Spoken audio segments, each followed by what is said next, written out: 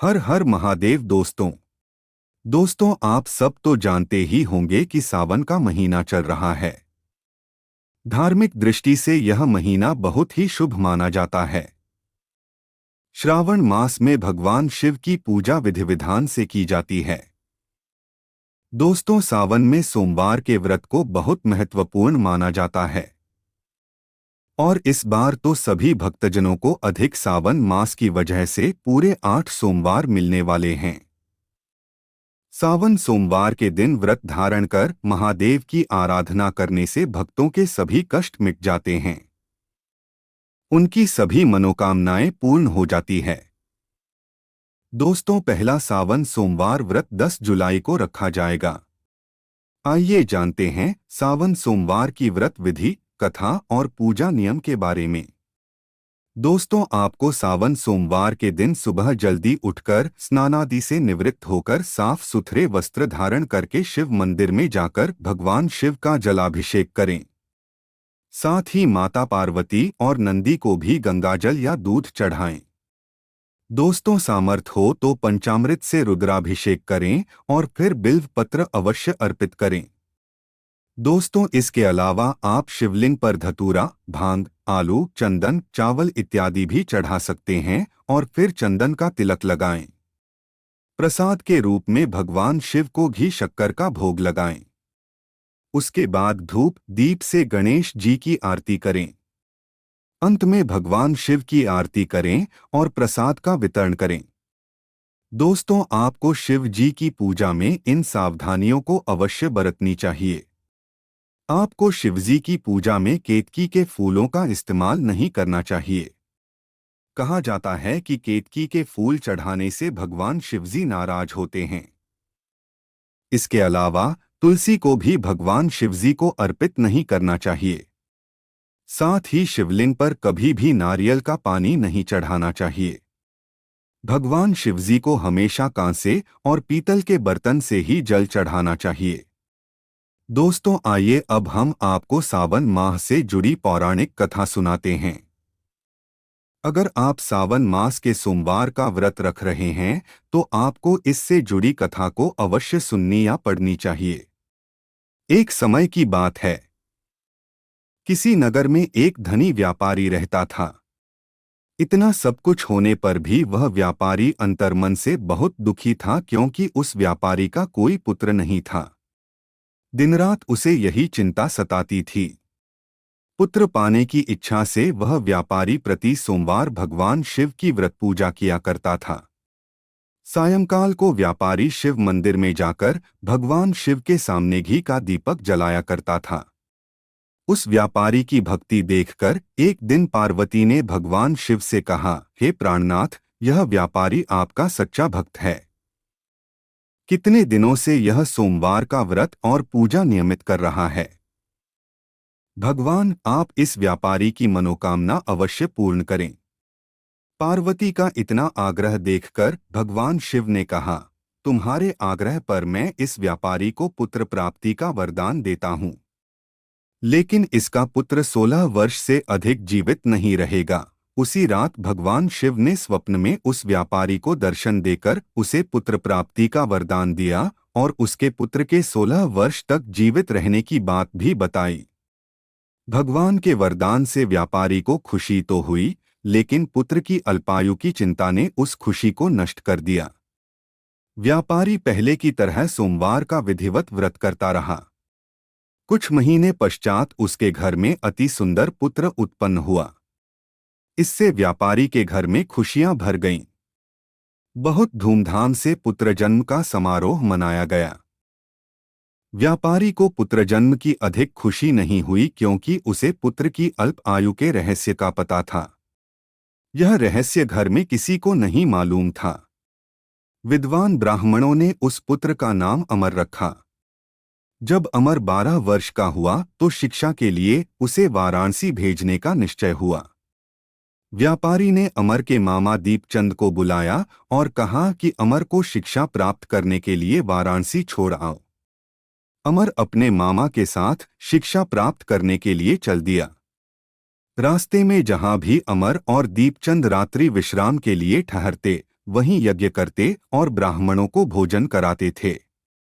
लंबी यात्रा के बाद अमर और दीपचंद एक नगर में पहुंचे। उस नगर के राजा की कन्या के विवाह की खुशी में पूरे नगर को सजाया गया था। निश्चित समय पर बारात आ गई, लेकिन वर का पिता अपने बेटे के एक आंख से काने होने के कारण बहुत चिंतित था।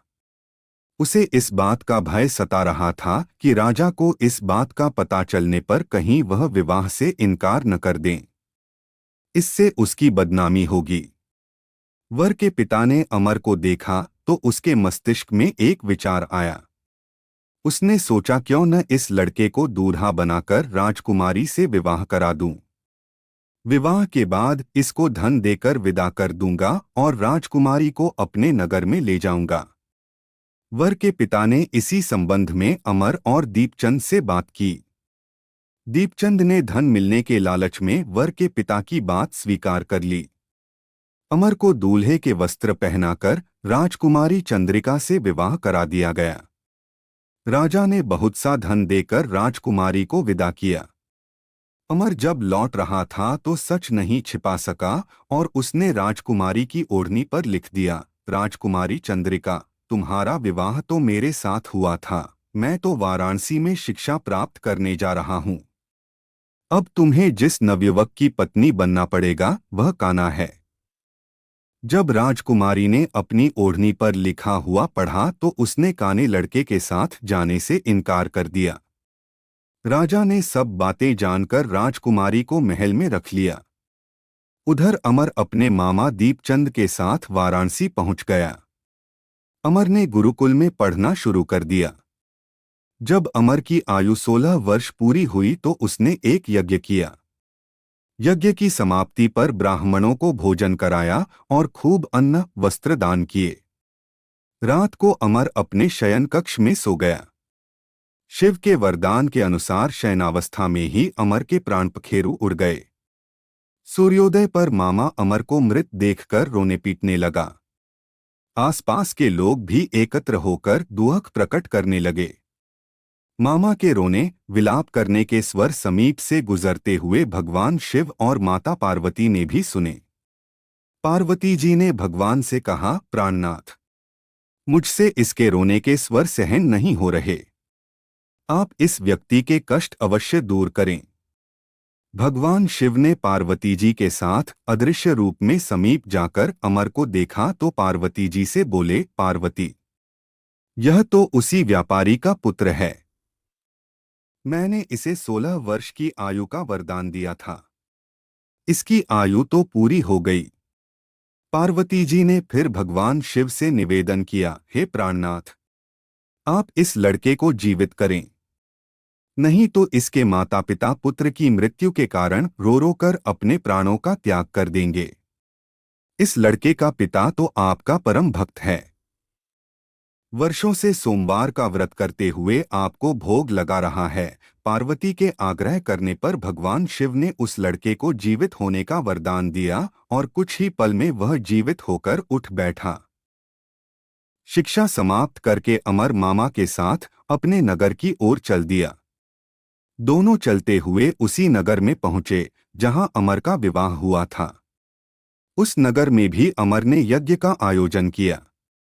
समीप से गुजरते हुए नगर के राजा ने यज्ञ का आयोजन देखा। राजा ने अमर को तुरंत पहचान लिया। यज्ञ समाप्त होने पर राजा अमर और उसके मामा को महल में ले गया और कुछ दिन उन्हें महल में रखकर बहुत सा धन वस्त्र देकर राजकुमारी के साथ विदा किया। रास्ते में सुरक्षा के लिए राजा ने बहुत से सैनिकों को भी साथ भेजा। दीपचंद ने नगर में पहुंचते ही एक दूत को घर भेजकर अपने आगमन की सूचना भेजी। अपने बेटे अमर के जीवित वापस लौटने की सूचना से व्यापारी बहुत प्रसन्न हुआ। व्यापारी ने अपनी पत्नी के साथ स्वयं को एक कमरे में बंद कर रखा था। भूखे प्यासे रहकर व्यापारी और उसकी पत्नी बेटे की प्रतीक्षा कर रहे थे। उन्होंने प्रतिज्ञा कर रखी थी कि यदि उन्हें अपने बेटे की मृत्यु का समाचार मिला तो दोनों अपने प्राण त्याग देंगे। व्यापारी अपनी पत्नी और मित्रों के साथ नगर के द्वार पर पहुंचा। अपने बेटे के विवाह का समाचार सुनकर पुत्रवधू राजकुमारी चंद्रिका को देखकर उसकी खुशी का ठिकाना न रहा। उसी रात भगवान शिव ने व्यापारी के स्वप्न में आकर कहा, हे श्रेष्ठी, मैंने तेरे सोमवार के व्रत करने और व्रत कथा सुनने से प्रसन्न होकर तेरे पुत्र को लंबी आयु प्रदान की है। व्यापारी बहुत प्रसन्न हुआ। दोस्तों, आपने देखा कि सोमवार का व्रत करने से व्यापारी के घर में खुशियां वापस लौट आईं। शास्त्रों में भी यही लिखा है कि जो स्त्री पुरुष सोमवार का विधिवत से व्रत करता है और व्रत कथा सुनता है तो उनकी सभी इच्छाएं पूरी होती हैं। आशा करते हैं कि आपको हमारी ये वीडियो पसंद आई होगी। फिर मिलते हैं किसी नए विषय के साथ। तब तक के लिए धन्यवाद।